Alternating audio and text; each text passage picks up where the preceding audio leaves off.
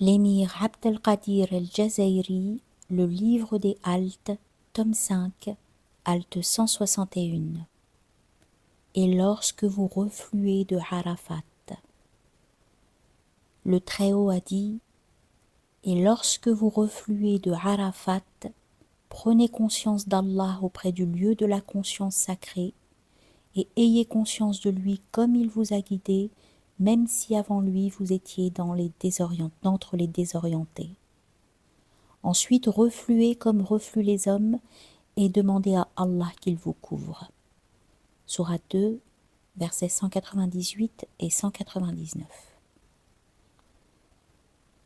Ce verset est tout à la fois orientation, enseignement, ordre et imposition légale pour les voyageurs initiatiques qui ont fait le pèlerinage de l'essence et sont renvoyés à la manifestation.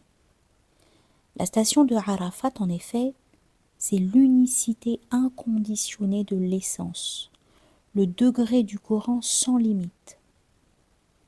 Lorsqu'il reflue de cette station, le pèlerin revient au degré des qualités divines, lieu de la discrimination, de la conscience distinctive et de l'astreinte légale. Là, il vous faut reprendre conscience d'Allah en tant qu'il ordonne et interdit, et cela est meilleur que l'invocation de la langue.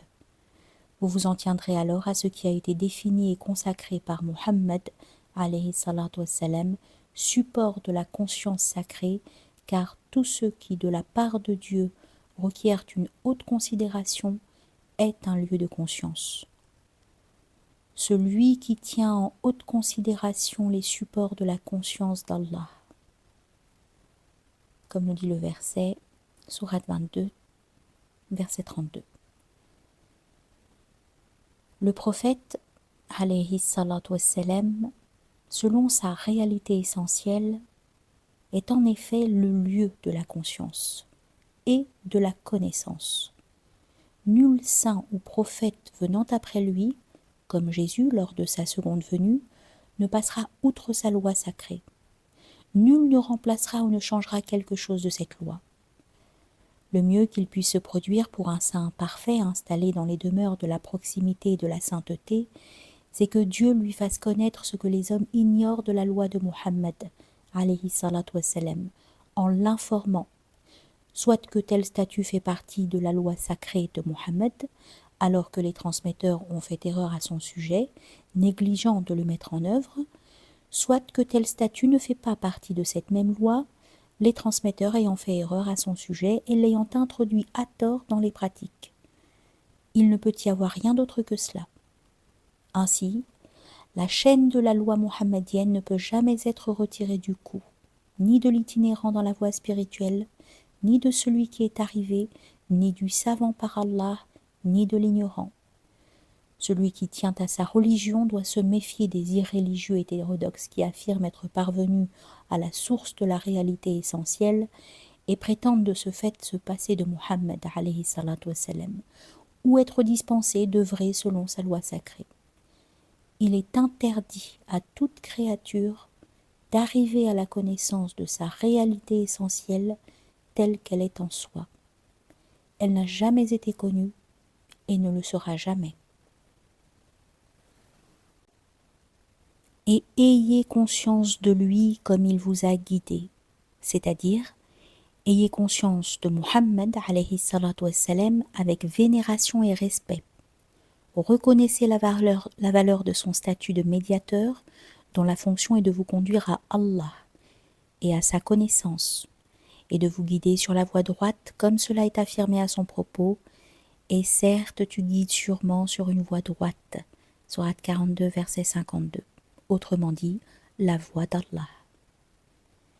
Muhammad alayhi salatu wassalam est donc le dispensateur de grâce de tout prophète et de tout saint depuis la création du monde, et cela est sans fin. Celui qui le connaît sait cela, et celui qui ne le connaît pas l'ignore. Lorsqu'un saint dit « Dieu m'a dit ceci et cela », ce ne peut être que par la médiation de l'esprit mohammedien. Les plus grands maîtres n'ignorent pas ce fait. Même si avant lui, c'est-à-dire avant qu'il se tourne vers vous par compassion, vous secourant et vous orientant, vous étiez d'entre les désorientés, dans un état de déviation, incapable de connaître l'accès à la voie spirituelle et à sa porte. Il ne convient pas ici de rapporter le pronom lui dans avant lui, à Allah ni à un autre que le prophète, sans déformer le verset. Ensuite, refluez d'où refluent les hommes. Cela confirme et détaille l'ordre précédent. Le sens en est, lorsque vous stationnez selon ce que Muhammad a institué extérieurement et intérieurement par la loi sacrée, tenez-vous là où le commun des hommes se tient et fluez d'où il flue. Réalisez avec eux les obligations personnelles de la loi et observez rigoureusement en commun les dispositions de la règle prophétique. Ne dérogez pas au moindre détail des rites qu'ils accomplissent et ne dites pas « Nous sommes les Hums, les gens du territoire sacré, détenteurs de la noblesse. Ne nous est pas imposé ce qui est imposé au commun des hommes. » Cela témoignerait d'un profond égarement et causerait une perte évidente.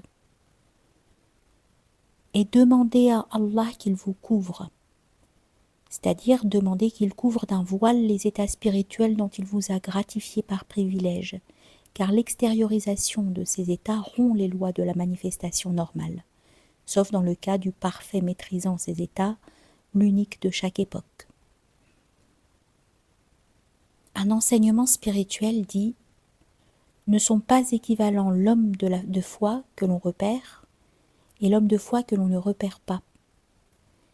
Alors que l'envoyé est tenu de manifester son état, de répandre sa convocation, de mettre ses opposants au défi en produisant des miracles, le saint, lui, au contraire, se doit de cacher son état et d'occulter les grâces qu'Allah lui a octroyées, sauf pour ses frères dans la voie spirituelle. Si le Très-Haut extériorise les états de ce saint malgré lui, cela revient à Allah, et le saint n'y peut rien. Il n'a pas le choix. S'il l'avait, il choisirait d'occulter son état intérieur.